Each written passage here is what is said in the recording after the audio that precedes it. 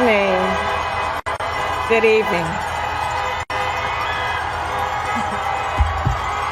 Good evening. Thank you. Thank you. Good evening. So, thank you. Good evening. So, Congressman John Lewis, before his passing, wrote, "Democracy is not a state, it is an act." And what he meant was that America's democracy is not guaranteed. It is only as strong as our willingness to fight for it.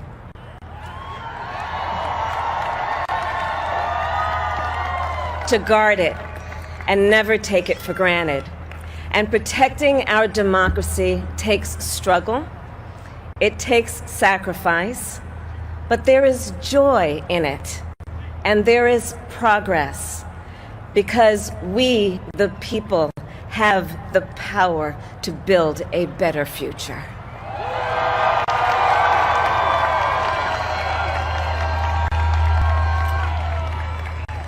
And when our very democracy was on the ballot in this election, with the very soul of America at stake, and the world watching, you ushered in a new day for America.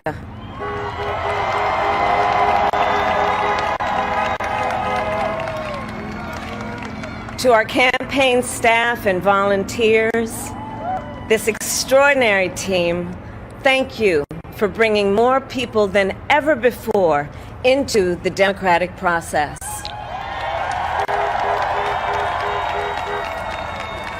And for making this victory possible.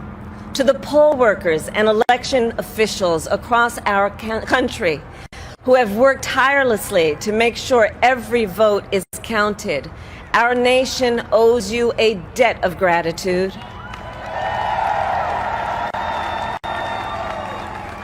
You have protected the integrity of our democracy. And to the American people who make up our beautiful country, thank you for turning out in record numbers to make your voices heard.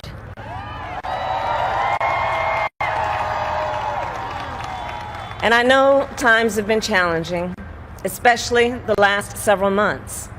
The grief, sorrow, and pain, the worries and the struggles. But we have also witnessed your courage, your resilience, and the generosity of your spirit. For 4 years, you marched and organized for equality and justice, for our lives and for our planet. And then you voted.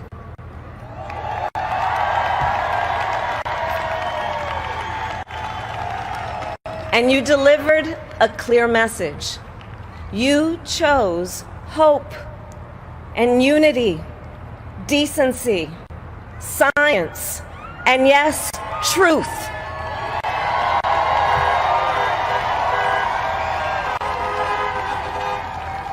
You chose Joe Biden as the next president of the United States of America.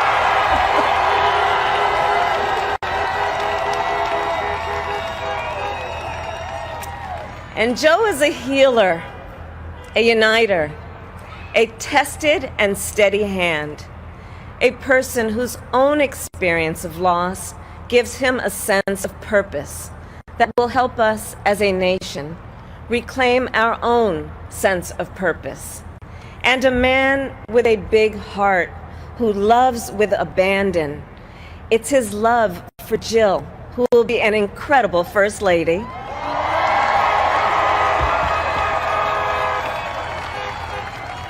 It's his love for Hunter and Ashley and his grandchildren and the entire Biden family.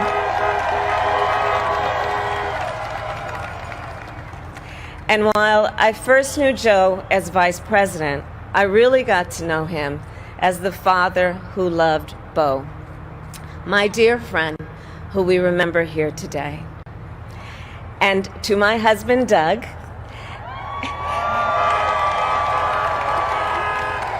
and our children, Cole and Ella, and my sister, Maya, and our whole family.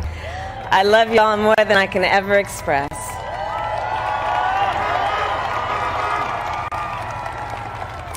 We are so grateful to Joe and Jill for welcoming our family into theirs on this incredible journey. And to the woman most responsible for my presence here today, my mother, Shamala Gopalan Harris, who is always in our hearts. When she came here from India at the age of 19, she maybe didn't quite imagine this moment, but she believed so deeply in an America where a moment like this is possible. And so I am thinking about her and about the generations of women, Black women,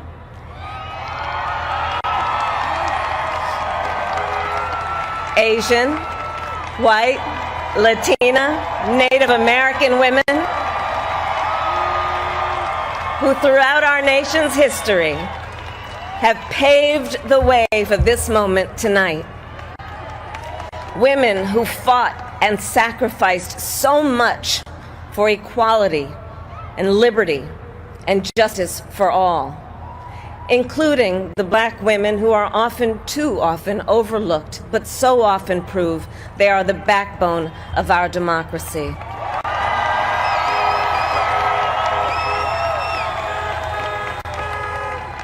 All the women who have worked to secure and protect the right to vote for over a century, 100 years ago with the 19th Amendment, 55 years ago with the Voting Rights Act, and now in 2020 with a new generation of women in our country who cast their ballots and continued the fight for their fundamental right to vote and be heard.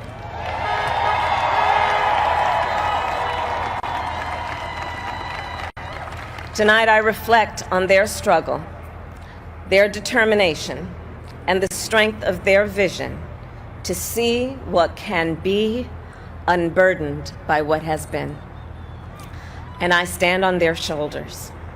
And what a testament it is to Joe's character that he had the audacity to break one of the most substantial barriers that exists in our country and select a woman as his vice president.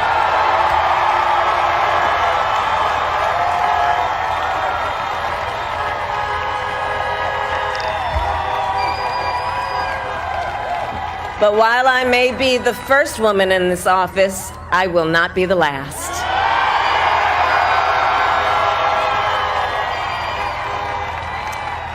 Because every little girl watching tonight sees that this is a country of possibilities. And to the children of our country, regardless of your gender, our country has sent you a clear message. Dream with ambition, lead with conviction, and see yourselves in a way that others may not, simply because they've never seen it before. But know that we will applaud you every step of the way.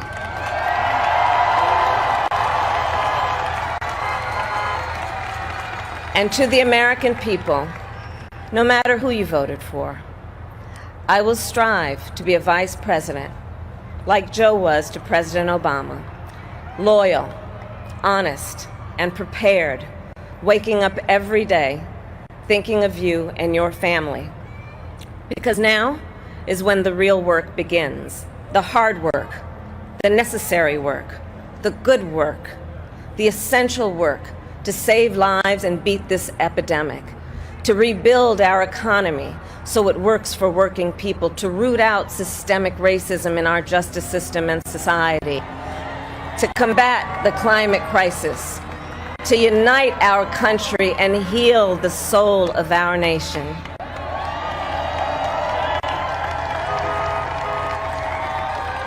And the road ahead will not be easy, but America is ready. And so are Joe and I.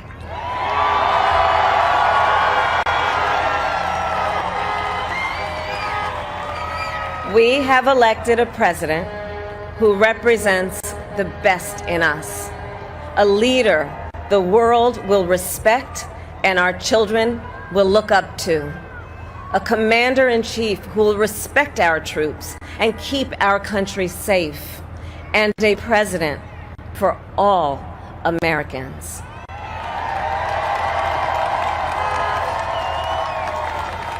And it is now my great honor to introduce the President-elect of the United States of America, Joe Biden.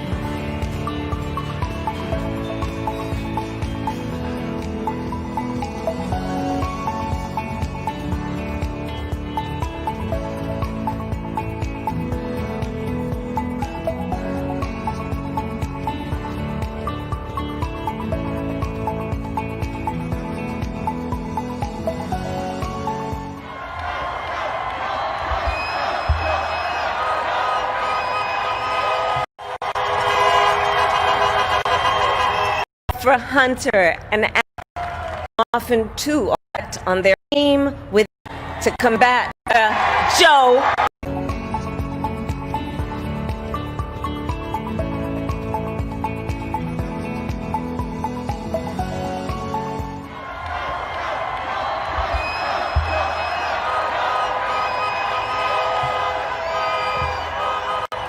Hello, my fellow Americans.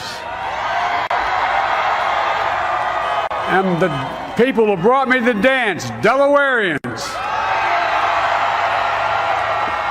I see my buddy Senator Tom Carper down there, and I think Senator Coons is there, and I think the governor's around.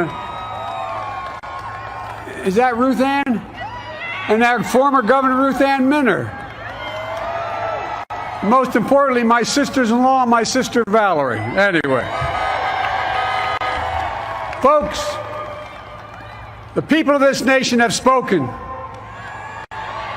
They've delivered us a clear victory, a convincing victory, a victory for we the people. We've won with the most votes ever cast on a presidential ticket in the history of the nation. 74 million.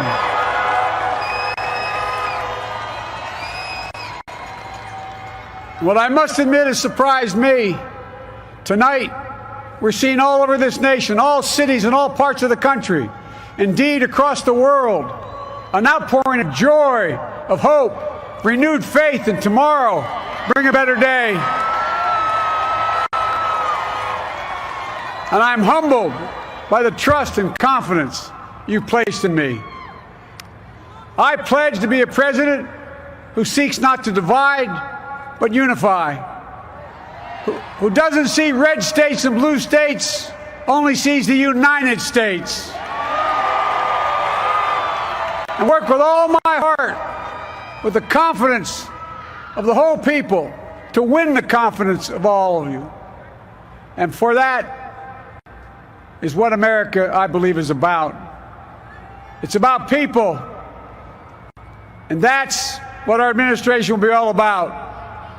I sought this office to restore the soul of America, to rebuild the backbone of this nation, the middle class, and to make America respected around the world again, and to unite us here at home. It's the honor of my lifetime that so many millions of Americans have voted for that vision. And now, the work of making that vision is real. It's a task, the task of our time. Folks, as I said many times before, I'm Jill's husband.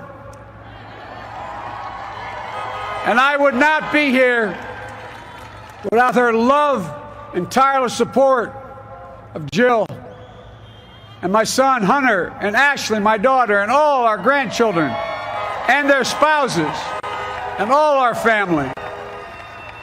They're my heart. Jill's a mom, a military mom, an educator. And she has dedicated her life to education. But teaching isn't just what she does, it's who she is. For American educators, this is a great day for y'all. You're going to have one of your own in the White House. And Jill's going to make a great First Lady. I'm so proud of her.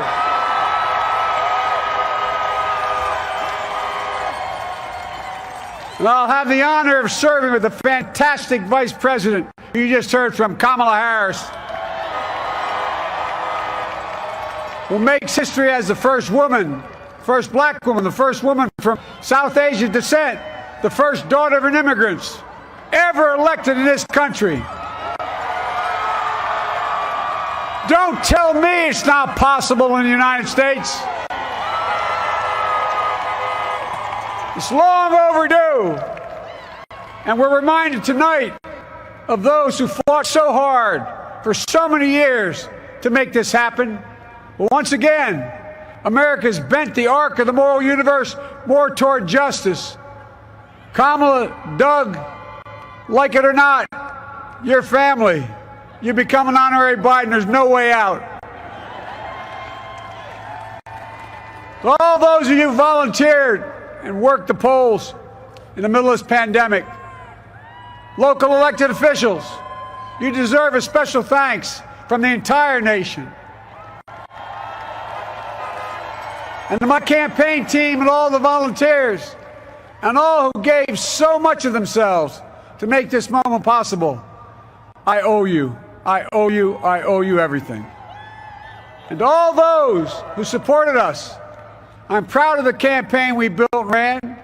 I'm proud of the coalition we put together, the broadest and most diverse coalition in history. Democrats, Republicans, Independents, progressives, moderates, conservatives, young, old, urban, suburban, rural, gay, straight, transgender, white, Latino, Asian, Native American.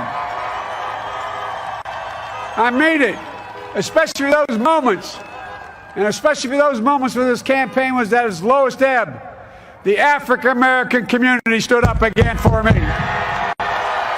You've always had my back, and I'll have yours. I said at the outset, I wanted to represent this campaign, to represent and look like America. We've done that. Now that's what I want the administration to look like and act like. For all those of you who voted for President Trump, I understand the disappointment tonight. I've lost a couple times myself. But now, let's give each other a chance. It's time to put away the harsh rhetoric, lower the temperature, see each other again, listen to each other again. And to make progress, we have to stop treating our opponents as our enemies. They are not our enemies. They are Americans. They're Americans. The Bible tells us to everything there's a season, a time to build, a time to reap and a time to sow, and a time to heal. This is the time to heal in America.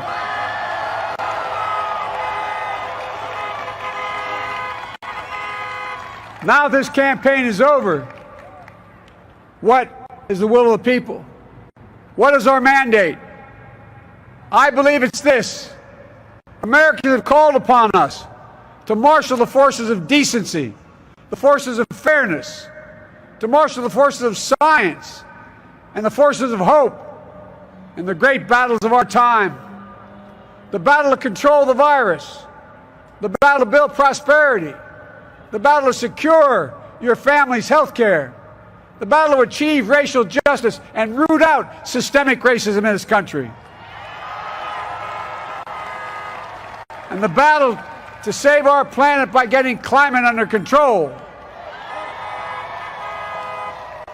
the battle to restore decency, defend democracy, and give everybody in this country a fair shot. That's all they're asking for, a fair shot. Folks, our work begins with getting COVID under control. We cannot repair the economy, restore our vitality, or relish life's most precious moments, hugging our grandchildren, our children, our birthdays, weddings, graduations, all the moments that matter most to us until we get it under control. On Monday, I will name a group of leading scientists and experts as transition advisors to help take the Biden-Harris COVID plan and convert it into an action blueprint that will start on January the 20th, 2021. That plan will be built on bedrock science. It will be constructed out of compassion, empathy, and concern. I will spare no effort, none, or any commitment to turn around this pandemic. Folks, I'm a proud Democrat, but I will govern as an American president. I'll work as hard for those who didn't vote for me as those who did. Let this grim era of demonization in America begin to end here and now.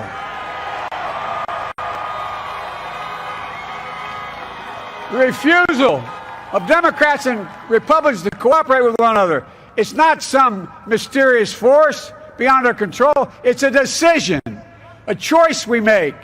And if we can decide not to cooperate, then we can decide to cooperate. And I believe that this is part of the mandate given to us from the American people. They want us to cooperate in their interest. And that's the choice I'll make. And I'll call on Congress, Democrats and Republicans alike, to make that choice with me. The American story is about slow yet steadily widening the opportunities in America. And make no mistake, too many dreams have been deferred for too long. We must make the promises of the country real for everybody, no matter their race, their ethnicity, their faith, their identity, or their disability. Folks, America has always been shaped by inflection points, by moments in time where we've made hard decisions about who we are and what we want to be. Lincoln in 1860, coming to save the Union. FDR in 1932, promising a beleaguered country a new deal. JFK in 1960, pledging a new frontier. And 12 years ago, when Barack Obama made history, he told us, yes, we can. Well, folks, we stand at an inflection point. We have an opportunity to defeat despair, to build a nation of prosperity and purpose. We can do it. I know we can. I've long talked about the battle for the soul of America. We must restore the soul of America. Our nation is shaped by the constant battle between our better angels and our darkest impulses. And what presidents say in this battle matters. It's time for our better angels to prevail. Tonight, the whole world is watching America. And I believe at our best, America is a beacon for the globe. We will lead not only by the example of our power, but by the power of our example. I've always believed, many of you heard me say it, I've always believed we can define America in one word: possibilities. That in America, everyone should be given an opportunity to go as far as their dreams and God-given ability will take them. You see, I believe in the possibilities of this country. We're always looking ahead to an America that's freer and more just, ahead to an America that creates jobs with dignity and respect, ahead of America that cures diseases like cancer and Alzheimer's, ahead to an America that never leaves anyone behind, ahead of America that never gives up, never gives in. This is a great nation. It's always been a bad bet to bet against America. We're good people. This is the United States of America, and there's never been anything we've been not able to do when we've done it together. Folks, in the last days of the campaign, I began thinking about a hymn that means a lot to me and my family, particularly my deceased son, Bo. It captures the faith that sustains me and which I believe sustains America. And I hope it can provide some comfort and solace the 230,000 Americans who've lost a loved one to this terrible virus this year. My heart goes out to each and every one of you. Hopefully this hymn gives you solace as well. And it goes like this. And he will raise you up on eagle's wings, bear you on the breath of dawn, and make you to shine like the sun, and hold you in the palm of his hand. And now together, on eagle's wings, we embark on the work that God and history have called upon us to do, with full hearts and steady hands, with faith in America and in each other, with love of country, a thirst for justice. Let us be the nation that we know we can be, a nation united, a nation strengthened, a nation healed. The United States of America, ladies and gentlemen, there's never been anything we've tried we've not been able to do. So remember, as our grandpapa used to say when I walked out of his home when I was a kid up in Scranton, he said, "Joey, keep the faith." And our grandmother, when she was alive, she yelled, "No, Joey, spread it. Spread the faith." God love you all. May God bless America, and may God protect our troops. Thank you, thank you, thank you.